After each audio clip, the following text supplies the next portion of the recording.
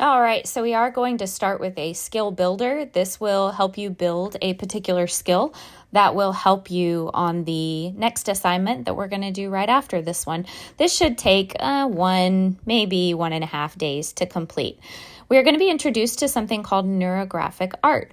Neurographic art was first brought to us by Dr. Pavel Piskarev in 2014. Neurographic art is a meditative and intuitive art form that is widely used in art therapy today. The process of drawing and rounding out the corners is believed to be calming and to help create new neural pathways in the brain, which positively affect our thoughts and emotions. So it is backed by some research. According to Northwestern Medicine, the technique can be used to process and transform challenging emotions, stress, and fears into something positive and beautiful. It can be done by anyone, and again, resembles the neural pathways that are in our brain. Quickly here, I want to show you, if you don't already have a pre-cut square paper, most paper is 9 by 12 if you're using like the simplest computer paper. We are using watercolor paper or cardstock for this. You're going to take the corner and fold it up just as I've done here until you have a triangle, and you just cut off the excess and you will have a square. So to get started, we are going to just draw a line. This can be as busy or as calm as you want it to be. It is kind of like a slowed down scribble. If you want to do this with pencil first and then trace with a Sharpie, that's fine. If you're feeling confident, you can go straight in with a Sharpie. I always try to use a Sharpie because it's easier to see what I'm doing on the video.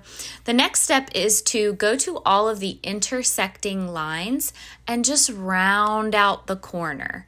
So you're going to do kind of like a U shape going towards each corner, like I'm doing here, and then just fill it in.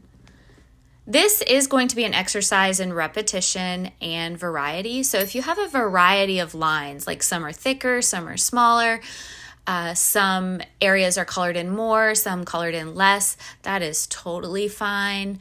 You're just looking for those intersecting lines and filling it in.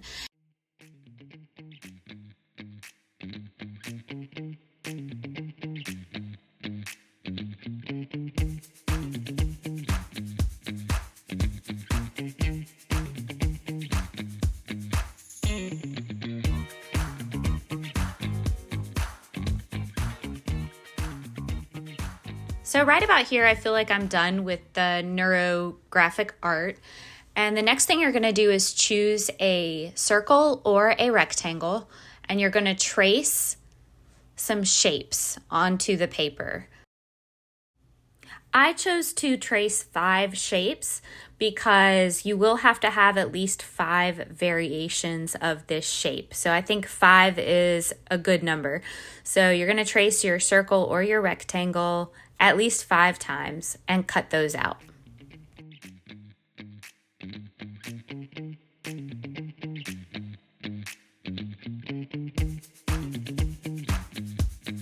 Now, as I'm arranging the shapes that I cut out, you are required to have at least 3 shapes that go off the edge of the paper.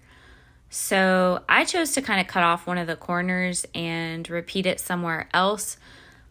It might look like I'm just haphazardly putting shapes around, but what I'm thinking about during this process when I'm deciding where I want things to go is composition. That is how I want the viewer's eye to move around the page. So we always want to be thinking about our composition in art. You also want to be thinking about balance, which is one of your principles of art, and of course, repetition, variation. That just means that you want to showcase that there is a lot of variety within repetition. So although it's the same shape repeated, it is showcased in a variety of ways. Next, you are going to go to the lines of your shapes that you glued down and try to connect them. Now, while connecting them, you can do loop-de-loop lines, you can go off the edge of the page, but you want to again think about your composition and do this in a way that makes the most sense to you as far as connecting these shapes together. And then you're going to do your neurographic art and round out all of the corners. I'm using a paint pen here. If you have specialty pens that you would like to use, this is a great opportunity to use those materials. If not, you can use color pencil. Never underestimate a good crayon. A lot of crayons will work well on this cardstock, and you're welcome to use a variety of materials.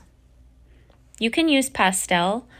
Just remember that the blending quality of that pastel, will cause probably some smearing or blending. You can, of course, smear and blend intentionally if you choose to. But yes, you're welcome to use a variety of materials as you complete the neurographic art portion of the assignment. That is finally the end of the video. I hope that you learned a little bit and enjoy this little skill builder before we do our next project. The end. Okay, thanks. Bye for now.